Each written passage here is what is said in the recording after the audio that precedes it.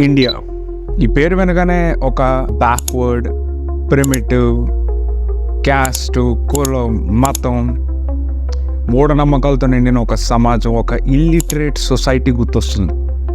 ఇండియాలో ఉన్న history books చదివితే ఎవరిదైనా ఇదే ఒపీనియన్. భారతదేశం ఎంతో గొప్పది అంటారే తప్ప అది ఎందుకు గొప్ప, ఎలా గొప్ప, ఈ విషయం స్కూల్స్లోనే నేర్పిస్తారు అనుకుంటే వాళ్ళకి ఎంతసేపు ఆ న్యూటన్, డాల్టన్, ఎడిసన్ మీద ఉన్నంత ఇంట్రెస్ట్ మన దేశ ఘనత, మన దేశ చరిత్ర మనకి చెప్పటంలో ఎప్పుడు కనబడలే. స్కూల్స్లో చెప్పకపోవటం వల్ల పైథాగరస్ థియరమ్ని కనిపెట్టింది ఈ రోజుకి పైథాగరస్ అని అనుకుంటున్నాం. పైథాగరస్ కన్నా ముందు బౌద్ధ ఆయన రాసిన సులభ సూత్ర అనే పుస్తకంలో పైథాగరస్ థియరం గురించి బౌద్ధ ఆయన పేర్కొన్నారు. బౌద్ధ ఆయన ఎప్పుడు వ్యక్తో తెలుసా? 800 BC, అంటే ఈ రోజుకి 2800 సంవత్సరాల నాటి వ్యక్తి. అంటే భారతీయులు అప్పటి నుంచే ఇలాంటి థియరమ్స్ని వాడేవారు అని తెలుస్తుంది. ఈయన పైథాగరస్ థియరం ఒకటే కాదు, ఇప్పుడు పై వాల్యూ ఎవరు కనిపెట్టారు అంటే ఆర్కిమెడిస్ అంటాం, కానీ ఈయన పై వాల్యూని అప్రాక్సిమేట్గా 3 అని చెప్పారు. సర్కిల్స్, స్క్వేర్స్, రెక్టాంగిల్స్, ట్రయాంగిల్స్ వీటి మీద రీసెర్చ్ చేస్తూనే square root of 2 and 5 decimals వరకు చెప్పిన వ్యక్తి. ఈయన గురించి స్కూల్స్లో మనకి ఎక్కువ చెప్పరు. ఈయన ఒకటే కాదు, 23 ఏళ్ళకే ఆర్యభట్టి అనే పుస్తకాన్ని రచించారు. ఇందులో ఎన్నో advanced math topics like algebra, astronomy, number theory, decimal system, geometry, trigonometry లాంటి ఎన్నో కాన్సెప్ట్స్ ఆయన పేర్కొన్నారు. అంతేకాదు హీలియోసెంట్రిజం లాంటి టాపిక్స్ ఆయన మాట్లాడారు. హీలియోసెంట్రిజం అంటే ఏంటి అంటే సూర్యుడి చుట్టూ ప్లానెట్స్ తిరుగుతాయి, సింపుల్ కాన్సెప్ట్ అనమాట. ఎర్త్ స్టేషనరీ కాదు, ఎర్త్ ఒక చోటే ఉండదు, అది దాని యాక్సెస్ చుట్టూ తిరుగుతుంటుంది అని చెప్పారు. ఈ రోజుల్లో ఇవన్నీ పెద్ద విషయాలు కాదు, కానీ ఒకప్పుడు ఇలాంటి మాటలు మాట్లాడడం చాలా సెన్సిటివ్. ఫర్ ఎగ్జాంపుల్, ఈ వెస్టర్న్ హెమిస్ఫియర్, ఈ వెస్టర్న్ వరల్డ్ అంతా ఆ టైంలో చర్చెస్ కంట్రోల్లో ఉండేవి అనమాట. ఫాదర్లు, పాస్టర్లు, పోప్ కంట్రోల్లో ఉండేవి. వాళ్ళే ఈ పొలిటికల్ మ్యాటర్, ఈ స్పిరిచువల్ మ్యాటర్ అంతా వాళ్ళే హ్యాండిల్ చేసేవారు. వాళ్ళని దాటి ఎలాంటి మాటలు మాట్లాడకూడదు. భూమి సెంటర్లో ఉండేది, భూమి చుట్టూ సూర్యుడు, మిగతా గ్రహాలు తిరిగేవి అని చర్చ్ చెప్పేది. ఇలాంటి ఎన్నో కాన్సెప్ట్ వాళ్ళు చెప్పేవారు అనమాట. అయితే వీళ్ళకి ఎగెన్స్ట్గా ఎవరైనా వెళ్తే వాళ్ళని హౌస్ అరెస్ట్ చేయటం, వాళ్ళని చంపేయటం ఇలాంటి పనులు చేస్తారు. గెలీలియోని ఇలాంటి మాటలు మాట్లాడినందుకు హౌస్ అరెస్ట్ చేసిన చర్చ్. ఆయన చివరికి ఆ హౌస్ అరెస్ట్లోనే చచ్చిపోయారు. కొంతమంది హౌస్ అరెస్ట్లో చచ్చిపోయారు, కొంతమందిని చంపేశారు. ఆడవాళ్ళని అయితే విచెస్ అని చెప్పి చెట్లకు కట్టేసి కాల్చి చంపేసేవారు. చర్చ్కి అగెన్స్ట్గా ఏమైనా మాట్లాడితే చెట్టుకు కట్టి వాళ్ళని రాళ్ళతో కొట్టి చంపేసేవారు. సో ఒకసారి మీరు ఆలోచించండి, ఆ టైంలో 17th centuryలో ఇలాంటి మైండ్ సెట్ ఉంటే ఈయన ఆర్యభట్ట 4th century వ్యక్తి. స్కూల్స్లో ఏం చెప్తారో, ఆ న్యూటన్ గ్రావిటీ కనిపెట్టాడు, ఆ న్యూటన్ లేకపోతే అసలు మనకి గ్రావిటీయే లేదు, అసలు ఎవరో ఆ టైప్లో ఆలోచించలేదని చెప్తారు. అయితే నిజంగానే న్యూటన్కి ముందు ఎవరు ఆలోచించలేదా గ్రావిటీ గురించి? నిజానికి మన భారతదేశానికి చెందిన 12th century భాస్కరాచార్య ఆయన రాసిన సిద్ధాంత శిరోమణి అనే పుస్తకంలో గ్రావిటీ కాన్సెప్ట్ని క్లియర్గా ఎక్స్ప్లెయిన్ చేశారు. ఆయన ఏదైనా వస్తువు పైకి సిరితే అది గురుత్వాకర్షణ శక్తి వల్ల కింద పడుతుంది. ఇంతేకాదు ఆయన ఎర్త్తో పాటు యూనివర్సల్ స్కేల్లో గ్రావిటీ కాన్సెప్ట్ని ఎక్స్ప్లెయిన్ చేశారు. ఈయన 12th century భాస్కరాచార్య అప్రాక్సిమేట్గా. అయితే ఈయనకన్నా ముందే 6th centuryలోనే బ్రహ్మగుప్త ఆయన రాసిన బ్రహ్మస్తూప సిద్ధాంతంలో గ్రావిటీ గురించి ఆయన పేర్కొన్నారు. ఆయన గ్రావిటీతో పాటు negative and positive numbers, quadratic ఈక్వేషన్స్ని ఎలా సాల్వ్ చేయాలి, ట్రిగనోమెట్రిక్ ఈక్వేషన్స్ని ఎలా సాల్వ్ చేయాలి, ఇలాంటి ఎన్నో కాన్సెప్ట్స్ ఆయన పేర్కొన్నారు. వీళ్ళ గురించి స్కూల్స్ చెప్పరు. జాన్ నేపియర్ కన్నా ముందే LCM క్యాలిక్యులేషన్స్ని 850 ADకి చెందిన మహావీరాచార్య పేర్కొన్నారు.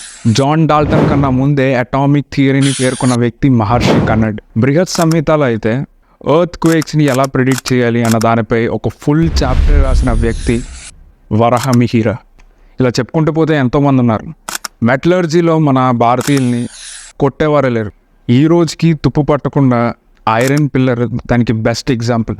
ఐరన్ పిల్లర్ కట్టి 1400 సంవత్సరాలు అవుతున్నా దానికి తుప్పు పట్టలేదు. ఈ రోజుకి కూడా తుప్పు పట్టకుండా వస్తువులు ఎలా తయారు చేయాలో వీళ్ళకి బాగా తెలుసు. రసరత్నాకర అనే పుస్తకంలో గోల్డ్, సిల్వర్, కాపర్, టిన్ వీటిని ఎలా ఎక్స్ట్రాక్ట్ చేయాలో ఫుల్ చాప్టర్ రాశారు. ఈ విషయం స్కూల్స్లో చెప్పరు.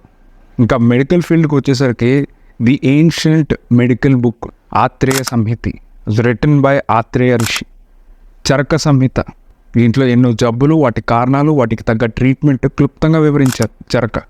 The world's first plastic surgeon Sushruta ఆయన 2800 సంవత్సరాల క్రితమే the most complicated surgeries like cataract surgery, rhinoplastic surgery చేశారు ఆయన.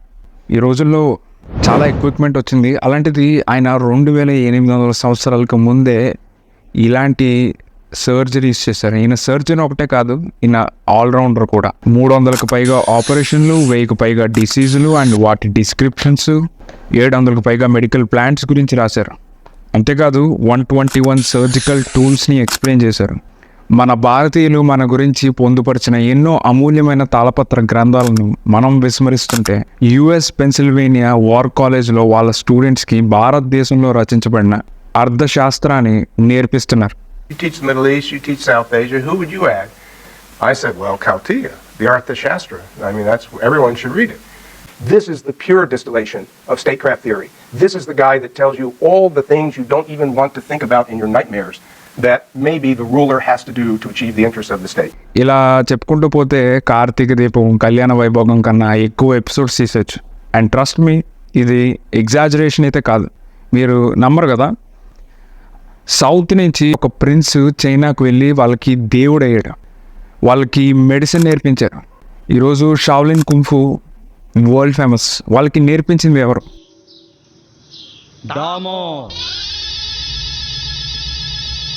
Father of Jan Buddhism, the father of Shaolin kung fu. ఇండియాలో ఉన్న పండితులు, స్కాలర్స్ ఎవరైతే ఉంటారో వాళ్ళకి ప్రపంచవ్యాప్తంగా డిమాండ్ ఎక్కువ. ప్రపంచవ్యాప్తంగా ఎవరైతే రాజులు ఉంటారో వాళ్ళ దేశాలకు తీసుకెళ్ళి ఈ పండితుల్ని, అక్కడ విద్యా వ్యవస్థని మెరుగుపరచడానికి ఎంతో తాపత్రయపడేవాళ్ళు. అంతేకాదు కొంతమంది స్కాలర్స్ని తీసుకెళ్ళాక వాళ్ళు మళ్ళీ వేరే దేశాలకు వెళ్లకుండా వాళ్ళని చంపేసేవారు అనమాట, విదేశీయ రాజులు. ఎందుకంటే ఆ నాలెడ్జ్ స్ప్రెడ్ అవ్వకూడదు, వీళ్ళ దగ్గరే ఉండాలి ఆ నాలెడ్జ్ అన్న విధంగా. ఇలా ఉండేది నాలెడ్జ్ సిస్టమ్ ఇక్కడ. ఇండియన్స్ ఇల్లిటరేట్ కాదు, దానికి బెస్ట్ ఎగ్జాంపుల్ ఇదే.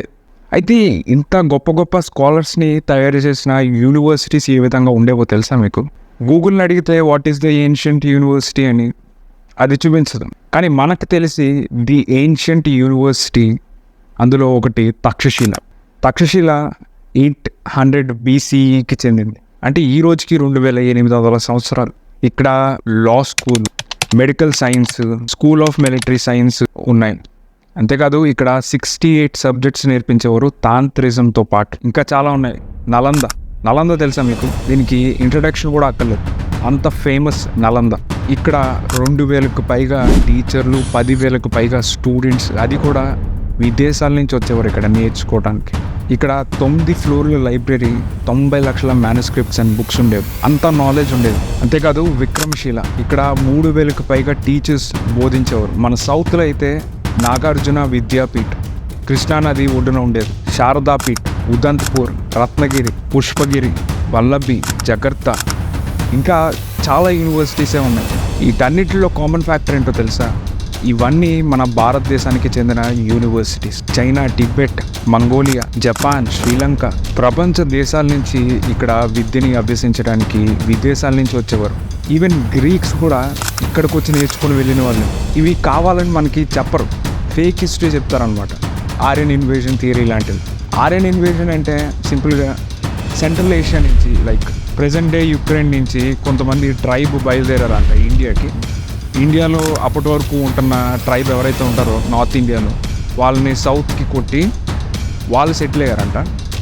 సెటిల్ అయిన వాళ్ళు వైట్స్, కిందకి వెళ్ళిపోయిన వాళ్ళు బ్లాక్స్, వాళ్ళు ద్రవిడియన్స్ అంటారు అని ఈ థియరం చెప్తుంది. అయితే విషయం ఏంటంటే ఈ వైట్స్ ఎవరైతే వచ్చారో ఈ థియరం ప్రకారం వాళ్ళే మన సంస్కృతి, సాంప్రదాయాలు, వేదాలు, సాంస్క్రిట్ లాంగ్వేజ్, మనకు తెలిసినవన్నీ వీళ్ళే కనిపెట్టారు అని ఈ థియరం చెప్తుంది.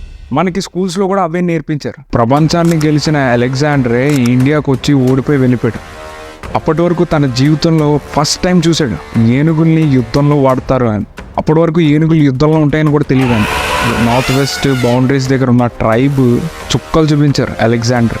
వాళ్ళ కమాండర్స్ ఎవరైతే ఉంటారో మేము రావని చేతులు ఎత్తేసారు. ఇంకా తప్పక అలెగ్జాండర్కి వెళ్ళిపోవాల్సి వచ్చింది. స్కూల్స్లో ఏమేం చెప్పరుగా, ఏవదో తెలియదు కానీ సడన్గా చరిత్ర మొత్తం థానోస్ చిటికేసినట్టు ఎగిరిపోద్ది.